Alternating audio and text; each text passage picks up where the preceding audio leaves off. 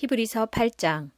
지금까지 우리가 말한 것의 요점은 하늘에 계신 하나님의 오른쪽에 앉아 계신 대제사장이 우리와 함께 있다는 것입니다. 우리의 대제사장은 지극히 거룩한 곳인 성소에서 섬기고 계십니다. 그곳은 사람이 세운 곳이 아니라 하나님께서 세우신 거룩한 장막이요 참 성막입니다. 모든 대제사장은 하나님께 예물과 제사를 드리는 일을 맡고 있습니다. 따라서 우리의 대제사장도 하나님께 무엇인가를 드려야 했습니다. 예수님께서 이 세상에 계셨다면 제사장이 되시지 못했을 것입니다. 그것은 이미 세상에는 율법을 따라 하나님께 예물을 드릴 제사장들이 있기 때문입니다. 그들이 섬기는 성소는 하늘에 있는 성소의 모형과 그림자에 불과합니다. 모세가 성막을 지을 때 하나님께서는 너는 모든 것을 내가 산에서 내게 보여준 대로 주의해서 짓도록 하여라 하고 지시하셨습니다. 그러나 예수님께서 맡으신 제사장의 직분은 다른 제사장들의 일들보다 훨씬 더 큽니다. 마찬가지로 하나님께서 예수님을 통해 그의 백성에게 주신 언약도 옛 언약보다 훨씬 좋은 것입니다. 이 새 언약은 더 좋은 약속에 근거하고 있습니다. 만일 첫 번째 언약에 아무 문제가 없다면 두 번째 언약이 필요 없을 것입니다. 그러나 하나님께서는 백성들의 잘못을 아시고 다음과 같이 말씀하셨습니다. 내가 이스라엘과 유다 백성으로 더불어 새 언약을 맺을 때가 되었다. 이것은 그들의 조상과 맺었던 언약과는 다른 것이다. 그때는 내가 그들을 내 손으로 붙들고 이집트에서 인도해낼 때였다. 그러나 그들은 나와 맺은 언약을 깨뜨렸고 나도 그들을 저버렸다. 나중에 내가 다시 이스라엘 백성과 함께 새 언약을 맺을 것이다. 내가 나의 가르침을 그들의 마음속에 새기고 그들의 가슴에 기록할 것이다. 나는 그들의 하나님이 되고 그들은 내 백성이 될 것이다. 그때는 사람들이 그들의 이웃과 친척들에게 주님을 알도록 가르칠 필요가 더 이상 없을 것이다. 그것은 가장 작은 자부터 가장 큰 자에 이르기까지 나를 모르는 사람이 한 사람도 없을 것이기 때문이다.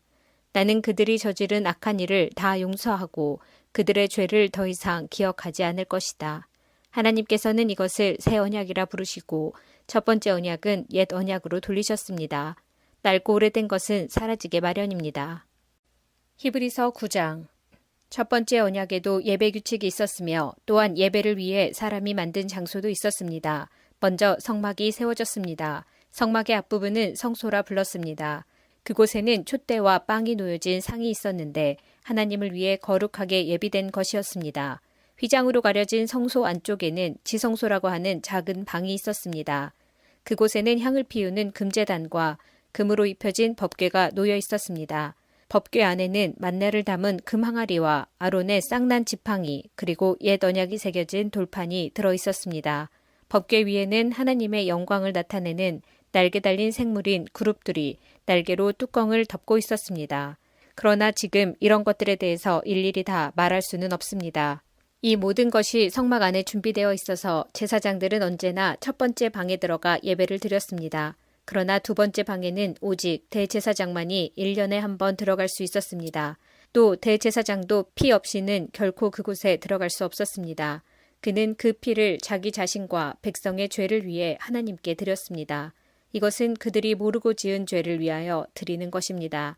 성령은 이것을 통해 옛 성막제도가 그대로 남아있을 때는 지성소로 들어가는 길이 아직 열려있지 않다는 것을 보여주셨습니다. 이것은 현재를 위한 비유입니다. 예물과 제사로는 예배드리는 자의 마음속까지 깨끗하게 할 수 없습니다. 이것은 단지 먹고 마시고 여러 가지 몸을 씻는 등의 예식으로서 하나님의 새 법이 올 때까지만 적용되는 것입니다. 그러나 그리스도께서는 지금 우리가 가지고 있는 좋은 것들의 대제사장으로 오셨습니다. 그는 더 크고 완전한 성막에 들어가셨습니다. 그것은 사람의 손으로 지은 것도 아니며 이 세상에 속한 것도 아닙니다. 그리스도는 단 한 번 지성소로 들어가셨습니다. 그분은 염소나 송아지의 피가 아닌 자신의 피를 가지고 지성소로 들어가셔서 우리를 죄에서 완전히 자유롭게 해주셨습니다.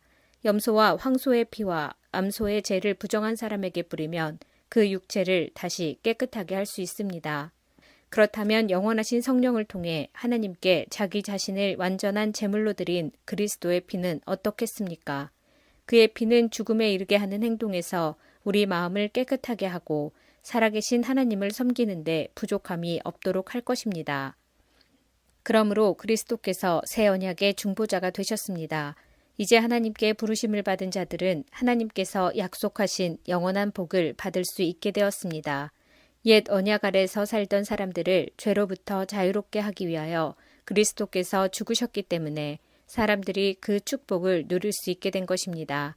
유언이 효력을 나타내려면 그 유언을 쓴 사람이 죽었다는 사실이 증명되어야 합니다. 그 사람이 살아있는 한 유언은 아무 쓸모가 없습니다. 오직 죽은 후에만 쓸모가 있는 것입니다.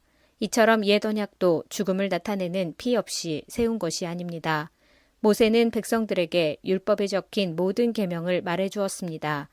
그리고 송아지의 피를 물과 함께 섞은 다음 붉은 양털과 우슬초에 적셔서 율법책과 백성들에게 뿌렸습니다. 그리고 이것은 하나님께서 여러분에게 순종하라고 명령하신 언약의 피입니다. 라고 말했습니다.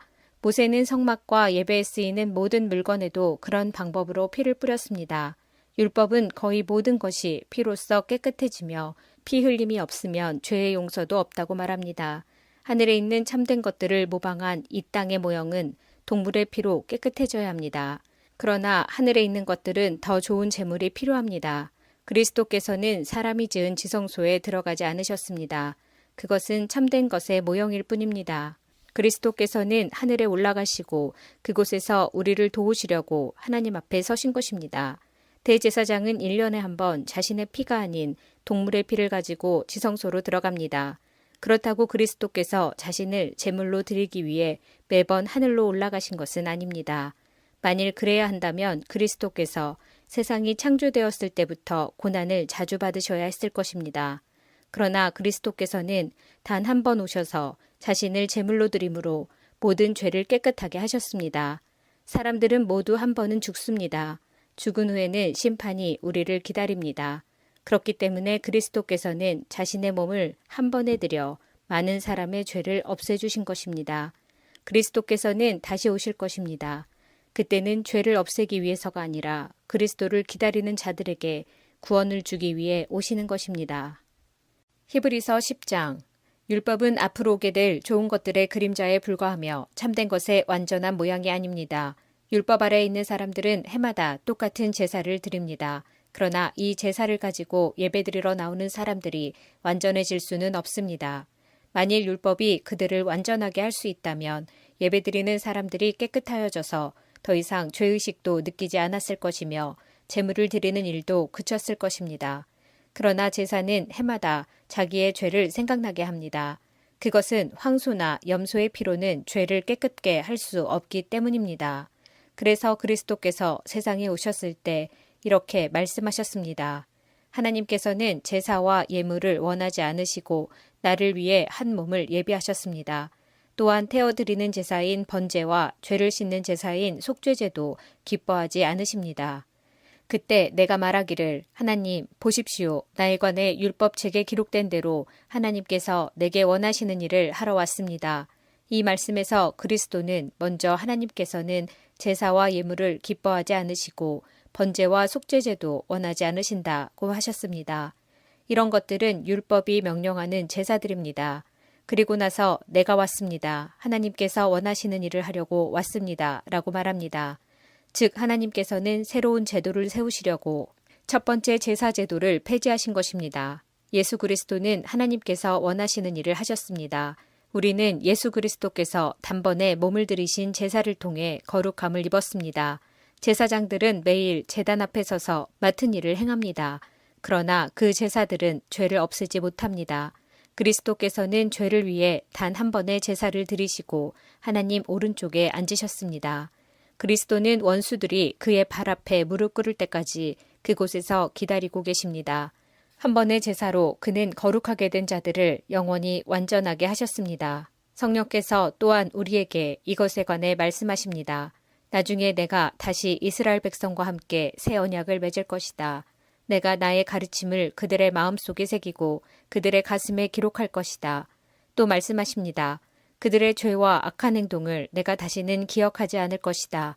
이런 죄와 악한 행동을 용서받았기 때문에 더 이상 죄를 위한 제사는 필요하지 않게 되었습니다. 그러므로 형제 여러분, 우리는 예수님의 피 때문에 자유롭고 담대하게 지성소로 들어갈 수 있게 되었습니다. 우리는 예수님께서 우리를 위해 열어주신 새로운 길로 들어갑니다. 그것은 그분이 자신의 몸인 휘장을 찢어 생명의 길로 열어놓으신 곳입니다.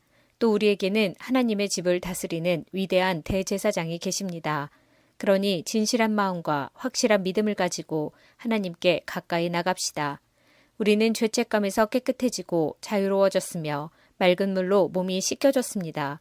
하나님께서는 약속한 것을 지키시는 신실한 분이니 우리가 고백한 소망을 굳게 붙듭시다. 서로 돌아보고 사랑을 베풀며 선한 행동을 하도록 격려합시다.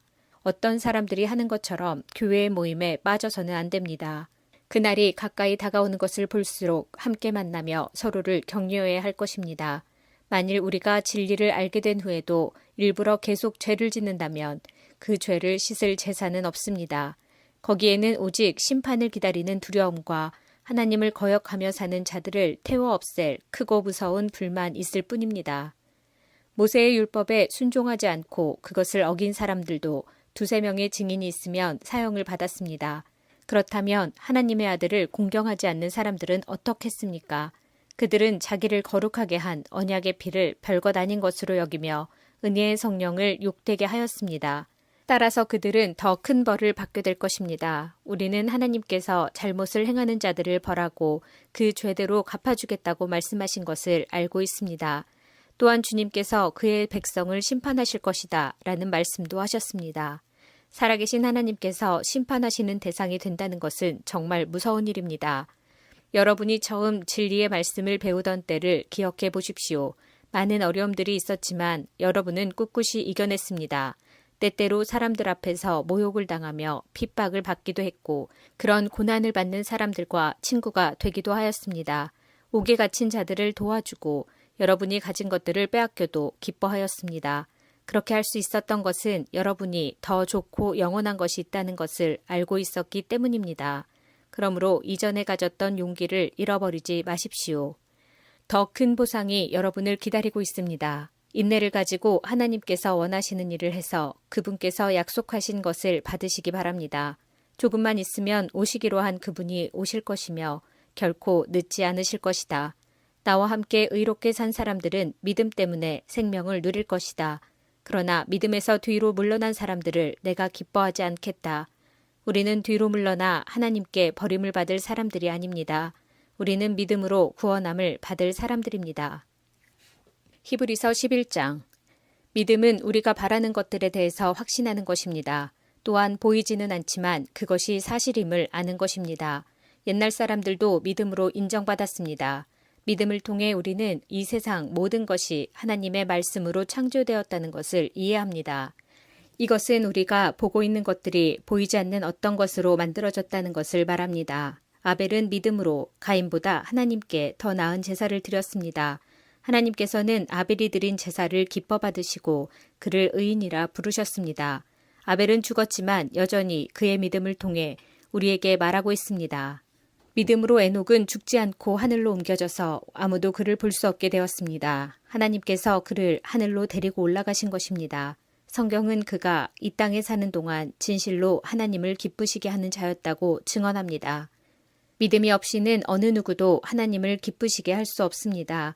하나님께 나오는 자는 그가 계시다는 것과 그를 찾는 자들에게 상 주시는 분이라는 것을 진정으로 믿어야 합니다.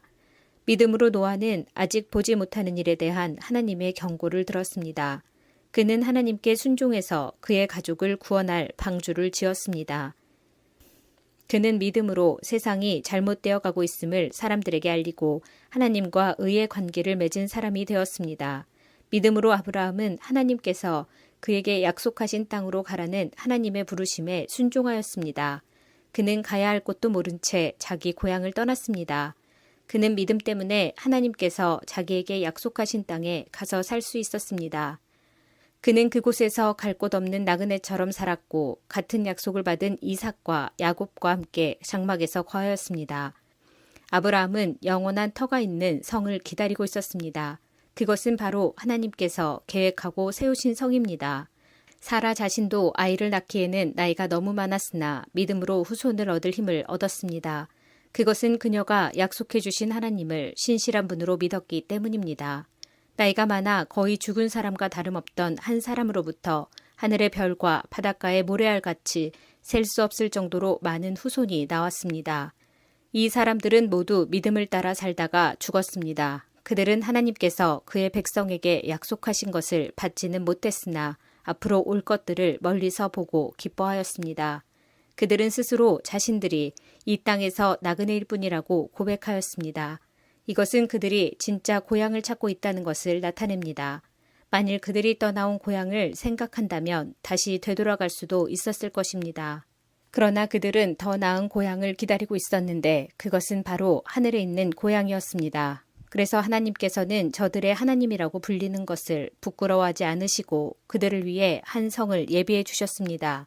아브라함은 하나님께 시험을 받았을 때 믿음으로 이삭을 제물로 바쳤습니다. 그는 하나님께 약속을 받았는데도 아들을 바칠 준비를 한 것입니다. 하나님께서는 그에게 내가 내게 약속한 후손은 이삭을 통해 나올 것이다 라고 말씀하셨습니다. 아브라함은 하나님께서 죽은 사람도 살려주신다는 것을 믿었습니다. 아브라함은 이삭을 죽은 사람들 가운데서 다시 받은 것입니다. 믿음으로 이삭은 야곱과 에서의 앞날을 축복하였습니다. 또 믿음으로 야곱은 죽을 때 요셉의 아들들을 축복하고 그의 지팡이를 짚고서 하나님께 경배드렸습니다. 믿음으로 요셉은 죽을 때 이스라엘 백성이 이집트에서 떠날 것을 말하였고 자기의 시신을 어떻게 할 것인지도 얘기하였습니다. 믿음으로 모세의 부모는 그가 태어났을 때 평범한 아이가 아니라는 것을 알고 석 달 동안 그를 숨기며 키웠습니다. 그들은 왕의 명령을 거역하는 것도 두려워하지 않았습니다. 믿음으로 모세는 성장한 뒤 파라오 딸의 아들이라 불리는 것을 거절하였습니다. 그는 잠시 동안 죄의 즐거움을 누리기보다는 하나님의 백성들과 함께 고난받는 것을 택하였습니다. 그는 이집트의 온갖 보물을 가지는 것보다 그리스도를 위해 고난받는 것이 더 낫다고 생각한 것입니다.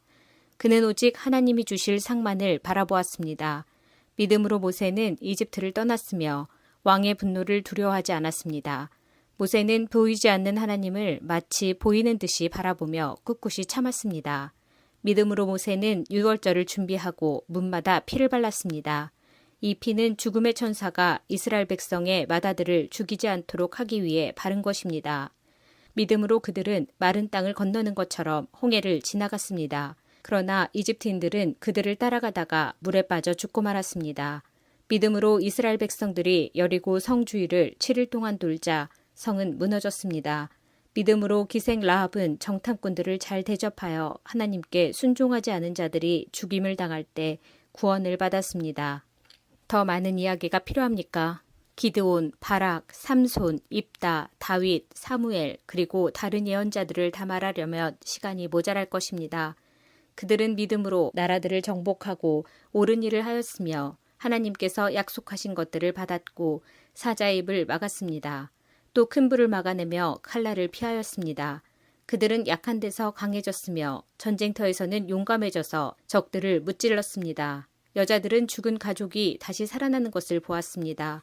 또 어떤 이들은 죽은 후에 더 나은 삶으로 부활할 것을 생각하면서 고문을 당하고 풀려나는 것을 거절하기도 하였습니다.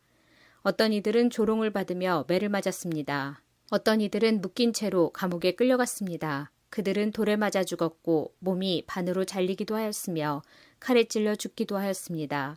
양과 염소 가죽을 두르고 가난과 고난과 학대를 견뎌야 했습니다. 그들에게 세상은 아무런 가치가 없었습니다. 그들은 광야와 산과 동굴과 땅굴에서 살았습니다. 이 사람들은 모두 믿음으로 이름이 알려진 자들입니다. 그러나 그들 중 어느 누구도 하나님께서 약속하신 것을 받지는 못하였습니다. 그것은 하나님께서 우리에게 더 좋은 것을 예비하시고 그들이 우리와 함께 완전해지도록 하셨기 때문입니다. 히브리서 12장. 우리에게는 이렇게 많은 믿음의 증인들이 있습니다. 그들의 삶은 우리에게 믿음이 무엇인지 말해주고 있습니다. 그러므로 포기하지 말고 우리 앞에 있는 경주를 열심히 합시다. 우리의 삶 속에서 방해가 되는 것들은 다 없애버리고 우리를 쉽게 올가매는 죄를 벗어버립시다. 우리 믿음의 시작이며 또 믿음을 완전하게 하시는 주님만을 바라봅시다. 예수님께서는 십자가에서 돌아가실 때 아무것도 아닌 것처럼 모든 부끄러움을 참아내셨습니다. 예수님께서는 하나님께서 예비해 두신 기쁨을 기대하셨기 때문에 그렇게 하실 수 있었던 것입니다. 이제 그분은 하나님의 보좌의 오른편에 앉아 계십니다. 예수님을 생각하십시오. 예수님께서는 죄인들이 그를 미워해서 악한 일을 할 때에도 묵묵히 참으셨습니다. 지칠 때라도 낙심하지 말고 예수님의 본을 따르기 바랍니다. 여러분은 죄에 맞서 싸우고 있지만 아직 죽을 정도까지 싸워보진 않았습니다. 여러분은 하나님께서 그의 아들을 격려하듯이 말씀해 주신 것을 잊었습니까? 내 아들아, 주의 훈계를 가볍게 여기지 말고 주님께서 너를 꾸짖으실 때 낙심하지 마라. 주님께서는 사랑하는 자에게 벌을 주시고 그의 아들로 받아들인 자들을 채찍질하신다. 따라서 여러분이 받는 고난을 아버지의 훈계로 알고 견디십시오. 하나님께서는 아버지가 자기 아들에게 벌 주듯이 여러분을 대하시는 것입니다. 아들을 훈계하지 않는 아버지는 어디에도 없습니다. 아들이면 훈계를 받게 마련입니다. 만일 여러분에게 아무 훈계가 없다면 여러분은 사생아이며 참 아들이 아닙니다. 우리는 이 땅에서 모두 육체의 아버지가 있습니다. 그 아버지가 우리를 훈계한다 해도 공경하는데 하물며 영의 아버지의 훈계를 받아들여야 하는 것은 말할 필요도 없지 않습니까? 그렇게 할 때 우리는 생명을 받게 되는 것입니다. 이 땅에서의 아버지는 그들이 가장 좋다고 생각하는 대로 우리를 벌합니다. 그러나 하나님께서는 우리가 그분의 거룩하심을 담게 하기 위해 벌하십니다. 훈계를 받는 바로 그때에는 즐거움이 없고 고통스럽습니다. 그러나 후에 그 훈계 때문에 더 나은 사람이 된다면 우리에게 평안이 있을 것입니다. 왜냐하면 우리가 올바른 길 안에서 살아가게 되었기 때문입니다. 여러분은 피곤한 손과 연약한 무릎을 강하게 하여 일어나십시오. 올바른 길을 가십시오. 그러면 다리 저는 사람이 절뚝거리지 않고 고침을 받게 될 것입니다. 모든 사람과 사이좋게 지내며 거룩하게 사십시오. 만일 삶이 거룩하지 못하다면 결코 주님을 만나지 못할 것입니다. 아무도 하나님의 은혜를 놓치지 않도록 주의하시기 바랍니다. 여러분 가운데 쓴뿌리와 같은 사람들이 생겨나지 못하게 하십시오. 그런 사람은 많은 사람을 괴롭히거나 더럽힙니다. 성적인 죄를 범하지 말며 에서처럼 하나님을 생각지 않는 사람이 없도록 하십시오. 에서는 맏아들로서 아버지의 모든 것을 다 받을 수 있었지만 한 그릇에 먹을 것을 위하여 맏아들의 특권을 팔고 말았습니다. 여러분도 알다시피 에서는 그 후에 아버지의 축복을 받기 위해 울면서 부탁했지만 거절당했으며 회개할 기회를 얻지 못했습니다. 여러분이 도착할 곳은 손으로 만질 수 있거나 불이 타오르는 산도 아니고 어두움과 슬픔과 폭풍이 일어나는 산도 아닙니다. 또한 나팔 소리와 음성이 들려오는 산도 아닙니다. 이스라엘 백성이 산에서 들려오는 음성을 들었을 때 그들은 더 이상 하나님께서 말씀하시지 않도록 부탁했습니다.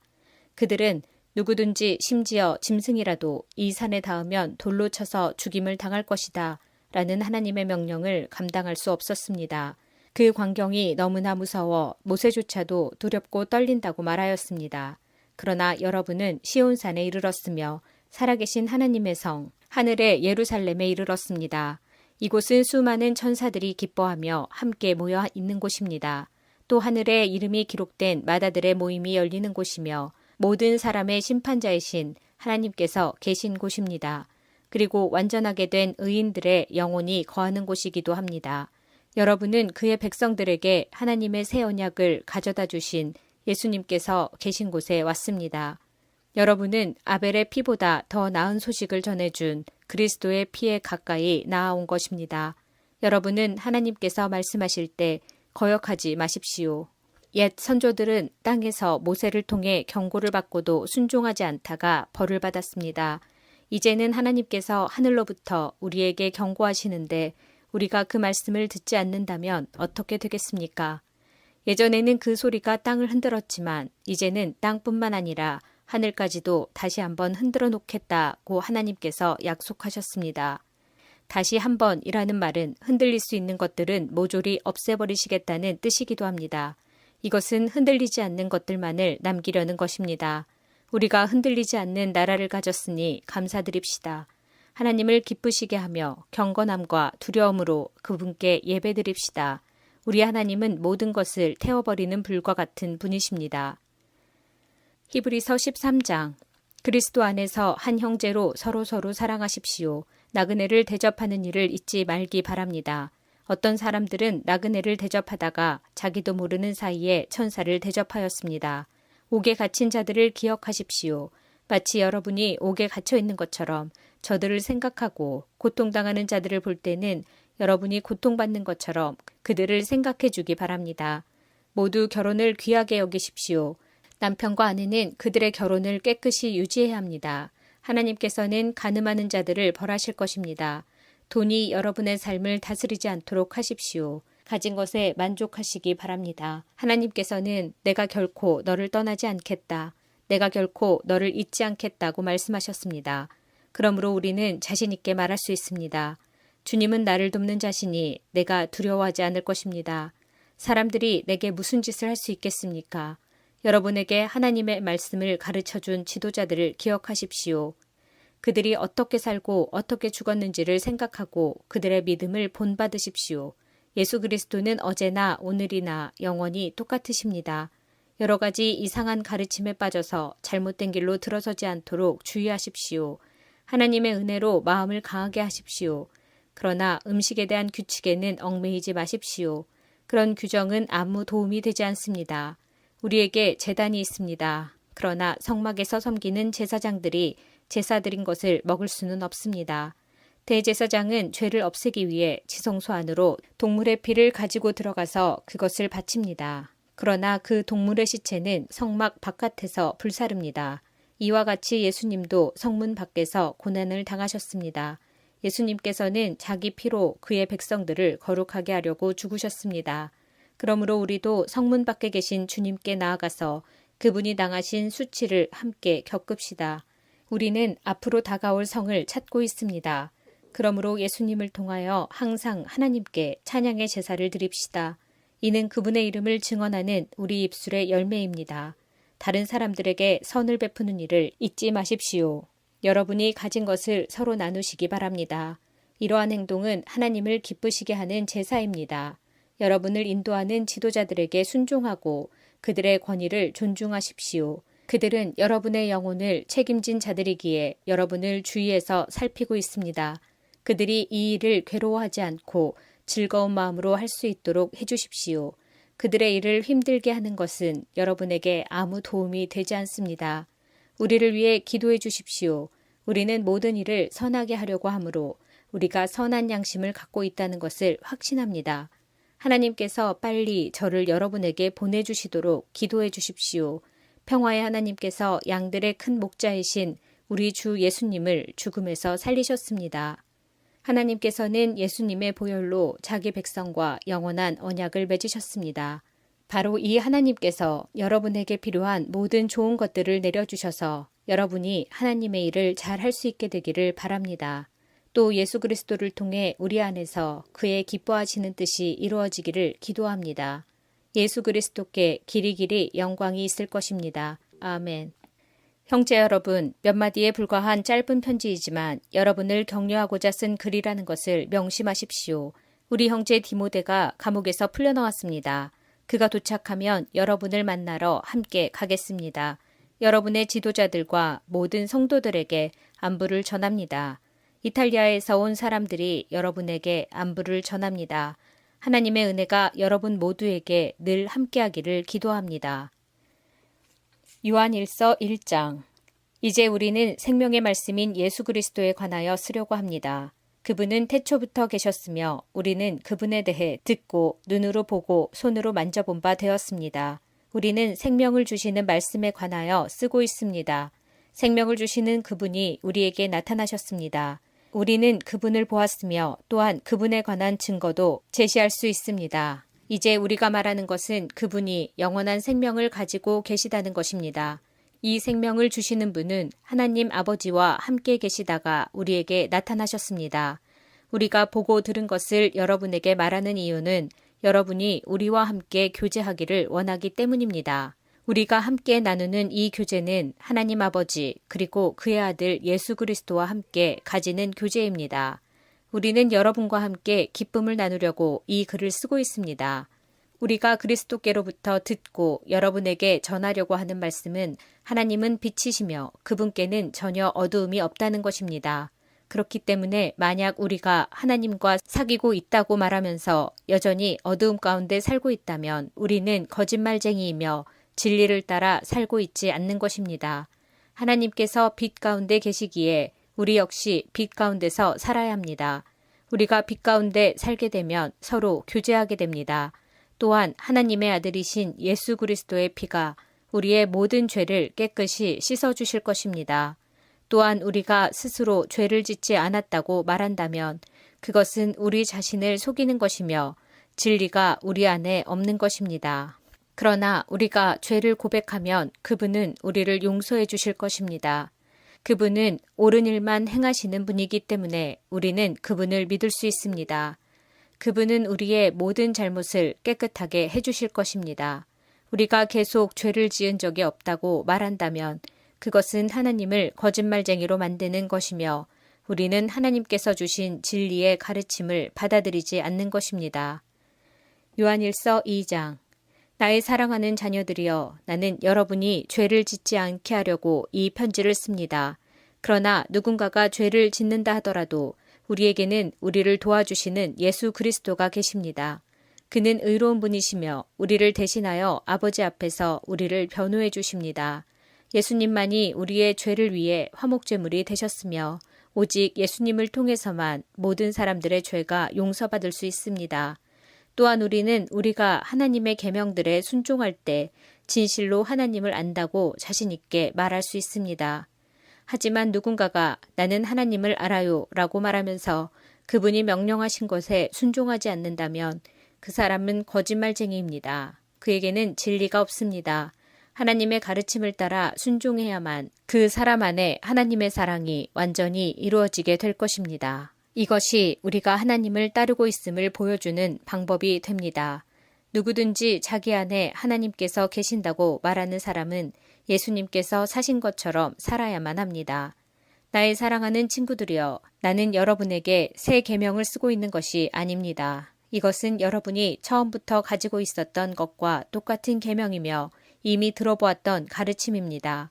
그러나 나는 분명히 새로운 계명을 쓰고 있습니다. 이 계명은 진리입니다. 여러분은 이 진리를 예수님 안에서 그리고 여러분 자신 안에서 발견할 수 있습니다. 어두움은 지나갔고 이제는 진리의 빛이 밝게 비치고 있습니다.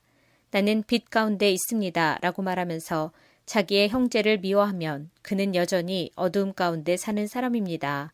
자기의 형제를 사랑하는 사람만이 빛 가운데 살고 있는 사람이며 그런 사람은 다른 사람들을 잘못되게 하는 일이 없습니다. 그러나 형제를 미워하는 사람은 어두움 가운데 있는 사람이며 어둠 속에 살면서 자신이 어디를 향해 가고 있는지를 알지 못하는 사람입니다. 그것은 어두움이 그를 눈멀게 만들었기 때문입니다. 사랑하는 자녀들이여, 내가 이 글을 쓰는 것은 그리스도를 통하여 여러분의 죄가 용서함을 받았기 때문입니다. 부모들이여, 내가 이 글을 쓰는 것은 태초부터 계신 그분을 당신이 알고 있기 때문입니다. 젊은이들이여, 내가 이 글을 쓰는 것은 여러분이 이미 악한 자와 싸워 이겼기 때문입니다. 자녀들이여, 내가 이 글을 쓴 것은 여러분이 아버지를 알고 있기 때문입니다. 부모들이여, 내가 이 글을 쓴 것은 태초부터 계신 그분을 당신이 알고 있기 때문입니다. 젊은이들이여, 내가 이 글을 쓴 것은 여러분이 강하기 때문입니다. 하나님의 말씀이 여러분 안에 살아있으므로 여러분은 악한 자와 싸워 이겼습니다. 이 세상과 세상에 속한 것들을 사랑하지 마십시오. 누구라도 이 세상을 사랑하게 되면 그 마음속에는 하나님의 사랑이 없게 됩니다. 이 세상에는 악한 것들이 있습니다. 그것은 바로 우리 육신을 즐겁게 해주는 것, 우리 눈을 즐겁게 해주는 것, 우리들의 삶에 대해 자랑하는 것입니다. 이러한 것들은 아버지께로부터 나온 것이 아니라 세상으로부터 나온 것입니다. 이 세상은 지나갈 것이며 사람들이 이 세상에서 그토록 갖고 싶어하는 것들도 다 사라지게 됩니다. 그러나 하나님의 뜻대로 사는 사람은 영원히 살 것입니다. 사랑하는 자녀들이여, 마지막 때가 가까워 오고 있습니다. 그리스도의 적이 올 것이라는 말을 여러분은 들었으며 이미 그리스도의 적들이 많이 나타났습니다. 그래서 우리들은 마지막이 가까웠다는 사실을 알 수 있습니다. 그 적들은 우리의 모임 안에 있었습니다. 그러나 그들은 정말로 우리에게 속한 자들이 아니었기 때문에 우리를 떠나갔습니다. 만약 그들이 정말로 우리 모임의 일부분이었다면 우리와 함께 머물렀을 것입니다. 그러나 그들은 떠나갔고 이 사실은 그들 중 어느 누구도 우리에게 속한 자가 아니었다는 것을 보여줍니다. 여러분은 거룩하신 분이 주신 선물을 가지고 있습니다. 그러므로 여러분 모두는 진리를 알고 있습니다. 왜 내가 이 글을 쓰고 있습니까? 여러분이 진리를 모르고 있기 때문입니까? 그렇지 않습니다. 내가 이 편지를 쓰는 이유는 여러분이 정말로 진리를 알고 있기 때문이며 또한 진리로부터는 어떠한 거짓말도 나올 수 없음을 알고 있기 때문입니다. 그렇다면 누가 거짓말쟁이입니까? 예수님께서 그리스도가 아니라고 말하는 사람이 아니겠습니까? 예수님을 그리스도가 아니라고 말하는 사람은 그리스도의 적입니다. 그는 하나님 아버지도 그의 아들도 믿지 않습니다. 누구든지 아들을 믿지 않으면 아버지도 잃게 되고 아들을 인정하게 되면 아버지도 얻게 됩니다. 여러분이 처음부터 들은 가르침을 따라 살아가기를 계속하십시오. 그 가르침 안에서 계속 살아갈 때 여러분은 아들과 아버지 안에 머물 수 있게 됩니다. 이것이 바로 그분이 우리에게 약속하신 그것, 영원한 생명인 것입니다. 나는 여러분을 잘못된 길로 인도하려는 사람들에 관하여 이 편지를 쓰고 있습니다. 그리스도께서는 여러분에게 특별한 선물을 주셨습니다. 여러분은 이 선물을 갖고 있기 때문에 어떤 다른 선생으로부터 가르침을 받지 않아도 됩니다. 성령께서는 모든 것을 가르쳐 주시며 진실되고 거짓이 없으십니다. 그러므로 성령이 가르치시는 대로 그리스도 안에서 살아가기를 계속하십시오. 나의 사랑하는 자녀들이여, 그리스도 안에서 살아가십시오. 우리가 이렇게 살아가면 그리스도가 다시 오시는 날 두려워하지 않아도 될 것입니다. 우리는 숨을 필요도 없고 그분 앞에서 부끄러워할 이유도 없을 것입니다. 하나님께서 의로운 분이심을 여러분은 알고 있을 것입니다. 그렇다면 옳은 일을 하는 사람만이 하나님의 자녀가 될 수 있다는 사실을 기억하십시오.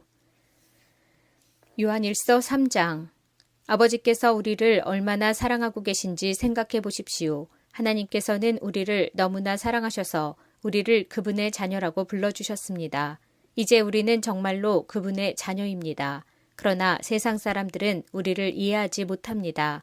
왜냐하면 그들은 하나님을 모르기 때문입니다. 사랑하는 친구들이여, 우리는 분명한 하나님의 자녀입니다. 우리가 아직은 미래의 어떤 모습으로 있게 될지 알 수 없지만 그리스도께서 다시 오실 그때에는 우리의 모습이 그와 같을 줄을 알고 있습니다. 우리는 그분의 참 모습을 보게 될 것입니다. 예수 그리스도는 깨끗하신 분이십니다. 적어도 그리스도 안에서 이러한 소망을 가지고 있는 사람이라면 그리스도와 같이 자기 자신을 깨끗하게 지켜야 할 것입니다. 죄를 짓는 자는 하나님의 법을 깨뜨리는 사람입니다. 죄를 짓는다는 것은 하나님의 법을 어기며 사는 것과 같습니다. 여러분도 알고 있는 것처럼 그리스도는 죄를 없애기 위해 오셨으며 그리스도께서는 죄가 없으십니다. 그러므로 그리스도 안에 사는 사람은 더 이상 죄를 짓지 않습니다. 만약 그가 계속하여 죄를 짓는다면 그는 그리스도를 진정 이해하지 못한 것이며 또한 그리스도를 알았다고도 할 수 없을 것입니다. 사랑하는 자녀들이여, 어느 누구라도 여러분을 잘못된 길로 인도하지 못하게 하십시오. 그리스도께서 의로우신 것처럼 의를 행하는 사람은 의로운 사람입니다. 마귀는 태초부터 지금까지 죄를 지어 오고 있습니다. 계속하여 죄를 짓는 사람은 마귀에게 속한 자입니다. 하나님의 아들은 바로 이 마귀의 일을 멸하기 위해서 오셨습니다. 하나님께서 누군가를 그의 자녀로 삼으셨을 때 그 사람은 더 이상 죄를 짓지 않습니다. 그것은 하나님께서 주신 새로운 삶의 씨가 그의 안에 머무르게 되기 때문입니다. 그는 이제 하나님의 자녀가 되었기 때문에 계속하여 죄를 짓고 살 수 없습니다. 이것으로 우리는 누가 하나님의 자녀이며 누가 마귀의 자녀인지를 알 수 있습니다. 올바른 일을 행하지 않는 사람은 하나님의 자녀가 아닙니다. 그리고 자기 형제를 사랑하지 않는 사람도 하나님의 자녀가 아닙니다. 여러분이 처음부터 들어온 말씀은 우리가 서로 사랑해야 한다는 것입니다. 악한 자에게 속했던 가인과 같이 되지 마십시오. 가인은 자기 동생을 죽였습니다. 자기 동생을 죽인 이유는 자기는 악한 일을 했고 동생은 선한 일을 했기 때문입니다. 형제 여러분, 이 세상 사람들이 여러분을 미워할 때 놀라지 마십시오. 우리는 죽음을 벗어나 생명으로 옮기웠음을 알고 있습니다. 우리는 이것을 그리스도 안에서 우리 형제들을 서로서로 사랑함으로써 알 수 있습니다. 서로 사랑하지 않는 사람은 죽음 가운데 거하는 사람입니다. 자기 형제를 미워하는 사람은 누구나 살인자입니다. 여러분도 아시다시피 살인자에게는 영원한 생명이 있을 수 없습니다.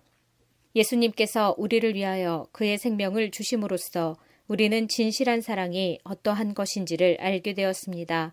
그러므로 우리도 우리 형제를 위하여 우리 생명을 내어줌이 마땅합니다.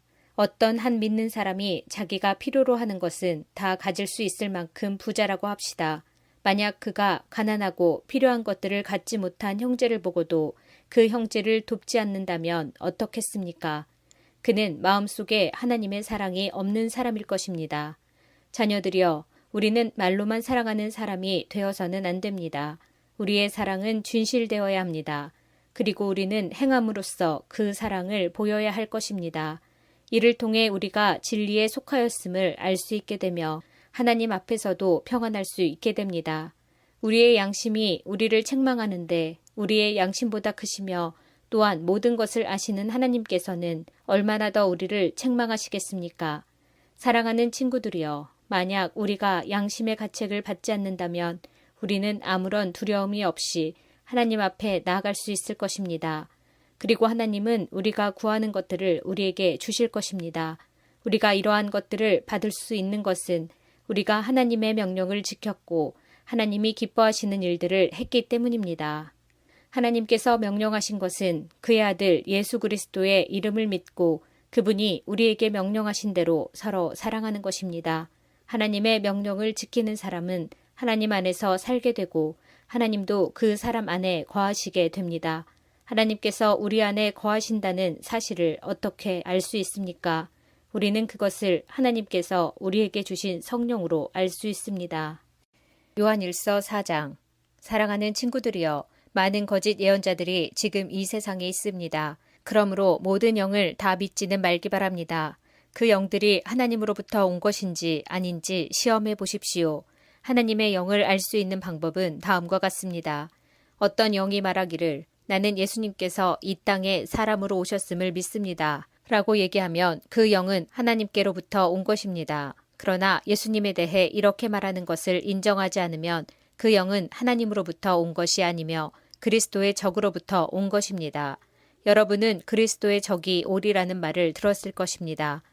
이미 그는 이 세상에 와 있습니다. 사랑하는 자녀들이여, 여러분은 하나님께 속하였으니 이미 그들을 이겼습니다.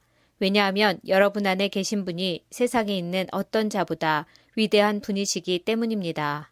거짓 예언자들은 세상에 속한 사람들입니다. 그들이 말하는 것은 세상으로부터 온 것이며 세상은 그들의 말을 듣습니다. 그러나 우리는 하나님께로부터 왔습니다. 하나님을 아는 사람들은 우리의 말을 듣지만 하나님께로부터 오지 않은 사람들은 우리의 말을 듣지 않을 것입니다. 이것으로 우리는 진리의 영과 거짓의 영을 구별할 수 있습니다. 사랑하는 친구들이여, 우리는 서로서로 사랑해야 합니다. 왜냐하면 사랑은 하나님께로부터 오기 때문입니다. 사랑하는 사람은 하나님의 자녀가 된 것이며 또한 하나님을 안다고 할 수 있습니다. 하나님은 사랑이시기에 사랑할 줄 모르는 사람은 하나님을 알지 못하는 자입니다. 하나님은 그의 독생자를 이 땅에 보내심으로 우리를 향한 그분의 사랑을 보여주셨으며 그를 통해 우리에게 생명을 주셨습니다. 진실한 사랑이란 하나님을 향한 우리의 사랑이 아니라 우리를 향한 하나님의 사랑인 것입니다. 하나님은 당신의 아들을 보내셔서 우리의 죄를 위해 화목제물이 되게 하셨습니다. 사랑하는 친구 여러분, 하나님께서 이처럼 우리를 사랑해 주셨으니 우리 역시 서로를 사랑해야만 합니다. 어느 누구도 여태까지 하나님을 본 적이 없습니다. 그러나 우리가 서로서로 사랑하면 하나님께서 우리 안에 거하십니다. 우리가 서로 사랑할 때 하나님의 사랑은 우리 안에서 완전해질 것입니다. 우리는 우리가 하나님 안에서 살고 하나님께서 우리 안에 계신다는 사실을 알고 있습니다. 이는 하나님께서 우리에게 주신 그의 성령을 통해 알 수 있습니다. 우리는 아버지께서 그의 아들을 세상의 구주로 보내신 것을 보았고 또 그것을 증언합니다. 만약 누구든지 나는 예수님께서 하나님의 아들이심을 믿어요 라고 얘기하면 하나님께서는 그 사람 안에 거하시고 그는 하나님 안에 살게 됩니다. 이로써 우리는 하나님께서 우리를 위해 베푸신 그 사랑을 알 수 있고 그 사랑을 굳게 믿을 수 있습니다. 하나님은 사랑이십니다. 사랑 안에 사는 사람은 하나님 안에 사는 사람이며 하나님도 그 사람 안에 계십니다. 하나님의 사랑이 우리 안에 완전해질 때 우리는 하나님께서 심판하시는 그날에 아무 두려움 없이 설 수 있을 것입니다. 우리에게 어떤 두려움도 있을 수 없는 것은 우리가 이 세상에서 예수님과 같아지기 때문입니다. 사랑이 있는 곳에는 두려움이 없습니다. 왜냐하면 완전한 사랑이 두려움을 내어 쫓기 때문입니다. 사람을 두렵게 만드는 것은 벌을 받을지도 모른다는 마음 때문입니다. 그러므로 두려움을 갖고 있는 사람은 사랑을 완성하지 못한 사람입니다. 하나님께서 우리를 먼저 사랑해 주셨기 때문에 우리도 사랑해야 합니다. 어떤 사람이 나는 하나님을 사랑해요라고 말하면서 그의 형제를 미워하면 그는 거짓말쟁이입니다. 이는 눈에 보이는 자기의 형제도 사랑하지 못하면서 보이지 않는 하나님을 사랑할 수는 없기 때문입니다. 그러므로 하나님께서는 누구든지 하나님을 사랑하는 사람은 자기 형제들도 사랑해야 한다고 우리에게 명령하셨습니다. 요한일서 5장. 예수님께서 그리스도이심을 믿는 사람은 모두 하나님의 자녀입니다. 아버지를 사랑하는 사람은 또한 그분의 아들도 사랑합니다. 우리가 하나님의 자녀들을 사랑한다는 것을 언제 알 수 있습니까? 그것은 우리가 하나님을 사랑하고 하나님의 명령을 지킬 때에 알 수 있습니다. 하나님을 사랑한다는 것은 그분의 명령을 지키는 것을 의미합니다. 하나님의 명령은 우리가 지킬 수 없을 만큼 그렇게 힘든 것이 아닙니다. 하나님의 자녀라면 누구나 다 세상을 이길 힘을 갖고 있습니다. 세상에 대해 이길 수 있는 승리는 우리의 믿음에 있습니다. 그러므로 세상을 이길 수 있는 사람은 예수님께서 하나님의 아들이심을 믿는 사람인 것입니다. 예수 그리스도는 물과 피로 오신 분이십니다. 그분은 단지 물로만 오신 것이 아니라 물과 피로 오셨습니다. 그리고 성령께서 이것이 사실임을 말씀하시고 계십니다. 성령은 곧 진리입니다. 그러므로 증언하는 세 증인이 있으니 곧 성령과 물과 피입니다. 이 셋의 증언은 서로 일치하고 있습니다. 사람들이 어떤 것이 사실이라고 말할 때 우리는 그것을 믿습니다. 하물며 하나님께서 말씀하신 것은 더욱더 중요하지 않겠습니까? 하나님께서는 당신의 아들에 관한 진리를 우리에게 말씀해 주셨습니다. 하나님의 아들을 믿는 사람은 하나님께서 말씀하신 진리를 가지고 있는 사람입니다. 하나님을 믿지 않는 사람은 하나님을 거짓말쟁이로 만드는 것입니다. 그런 사람은 하나님께서 그의 아들에 관해 말씀하신 것을 믿지 않습니다. 하나님께서 우리에게 말씀하신 것은 하나님이 우리에게 영원한 생명을 주셨다는 것과 이 생명이 바로 그의 아들 안에 있다는 것입니다. 누구든지 아들을 믿는 사람은 이 생명을 가지게 됩니다. 그러나 하나님의 아들을 믿지 않는 사람에게는 생명이 없습니다. 나는 하나님의 아들을 믿는 여러분에게 이 편지를 씁니다. 내가 이렇게 편지를 쓰는 것은 이제 여러분에게 영원한 생명이 있음을 알리기 위해서입니다. 우리는 아무런 의심 없이 하나님께 나아올 수 있습니다. 이것은 우리가 하나님께 무엇인가를 구할 때 그리고 이것이 우리를 향한 하나님의 뜻에 맞을 때 하나님께서 우리가 구하는 것에 깊은 관심을 가져주신다는 것을 뜻합니다. 하나님께서는 우리가 그분께 간구할 때마다 귀를 기울이고 계십니다. 그러므로 우리는 우리가 구한 모든 것들을 그분께서 주시리라는 것을 알 수 있습니다. 그리스도 안에서 어떤 형제가 죄 짓는 것을 보거든 그리고 그 죄가 영원한 죽음에 이르게 할 만한 죄가 아니라면 그 사람을 위해 기도해야 할 것입니다. 그러면 하나님께서 그 형제를 살려주실 것입니다. 나는 지금 영원한 죽음까지는 이르지 않을 그런 죄를 지은 사람들에 관해 이야기하는 것입니다. 죽을 만한 죄가 분명히 있습니다. 내가 말하는 것은 그런 죄를 위해서까지 기도하라는 것은 아닙니다. 잘못 행하는 것은 다 죄지만 영원히 죽음에 이르지 않는 죄도 있습니다. 하나님의 자녀가 된 사람은 계속해서 죄를 지을 수 없다는 것을 우리는 알고 있습니다. 하나님의 아들이 그를 지켜주심으로 악한 자도 그를 해칠 수 없습니다. 우리는 우리가 하나님께 속하였음을 분명히 알고 있지만 이 세상은 악한 자가 지배하고 있습니다. 하나님의 아들이 오셔서 우리에게 깨달을 수 있는 능력을 주셨기에 이제 우리는 진리이신 하나님을 알 수 있게 되었습니다. 우리의 생명은 참되신 하나님, 곧 그분의 아들 예수 그리스도 안에 있습니다. 그는 참 하나님이시며 영원한 생명이십니다. 그러므로 사랑하는 자녀 여러분, 여러분 자신을 우상으로부터 멀리하도록 지키십시오. 요한이서 1장. 교회의 장로인 나는 하나님께서 선택하신 부인과 자녀들에게 편지를 씁니다. 나는 진리 안에서 여러분을 사랑하며 진리를 아는 모든 사람들도 여러분을 사랑하고 있습니다. 우리가 여러분을 사랑할 수 있음은 진리가 우리 안에 있고 또한 그 진리가 영원히 우리 마음속에 함께하기 때문입니다. 하나님 아버지와 그의 아들 예수 그리스도로부터 은혜와 자비와 평안이 진리와 사랑 안에서 우리 안에 넘쳐나기를 기도합니다. 부인의 자녀들이 하나님의 명령대로 진리를 따르며 살고 있다는 소식을 듣고 나는 매우 기뻤습니다. 사랑하는 부인이여, 이제 나는 부인에게 한 가지를 얘기하고자 합니다. 그것은 우리 모두 사랑 안에서 살아가야 한다는 것입니다. 이 말씀은 새로운 명령이 아닙니다. 이것은 처음부터 우리가 받은 말씀입니다. 하나님께서 우리에게 명령하신 삶은 사랑의 삶입니다. 하나님께서는 우리가 사랑하며 살아가기를 원하십니다. 아마도 부인 역시 이 말씀을 처음부터 들어왔을 것입니다. 많은 거짓 선생들이 세상에 나타났습니다. 그들은 예수 그리스도께서 이 땅에 사람으로 오셨다는 것을 믿으려 들지 않습니다. 이 사실을 믿지 않는 자는 다 거짓 선생이며 그리스도의 적입니다. 지금까지 애써온 수고가 물거품이 되지 않도록 주의하십시오. 온전한 상을 받을 수 있도록 조심하시기 바랍니다. 오직 그리스도의 가르침만 쫓아가시기 바랍니다.